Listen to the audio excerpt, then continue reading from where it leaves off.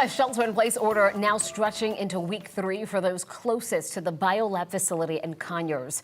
The plume of smoke and chemicals coming from the building has gone down since the fire late last month, but people close by say they are still waiting to learn when it will be safe to be outside at night. 11 Alive's Molly Oak joining us live from Rockdale County. And Molly, you've been staying on top of this story and you're hearing from a lot of frustrated people. Yeah, it's now been about 15 days since that fire first happened at the chemical plant, and we are trying to figure out that timeline of when this will all be complete and when people can get back to their normal lives. That's one of the questions we wanted to ask the county today when I asked them for an on-camera interview, but instead they forwarded my request to a new group of entities called the Unified Command, which told me it would not be able to grant us an interview today because it's a holiday. From September 29th, it's still surreal. To October 14th.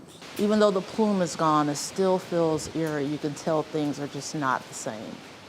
So it's different. It's concerning, especially when you drive through that section of the highway and you get that alert every time you drive and you hear it and you look and you can't see the gas, but you know it's there. It's definitely concerning. Concerns and questions continue from residents as the shelter in place continues for those in Rockdale County within 2 miles of the biolab facility. We're just being left in the dark, being told to, just trust us. Public health is first, just trust us. Well, the trust is shaken. And with that trust being shaken, now you need to show me. And we're just not seeing enough. The county's last public awareness update was on October 9th. 2 days ago, the Unified Command, which is made up of Rockdale County, the EPA, Georgia DNR, and Biolab, put out a news release saying, quote, significant progress has been identified in air quality monitoring efforts at and around the Biolab facility.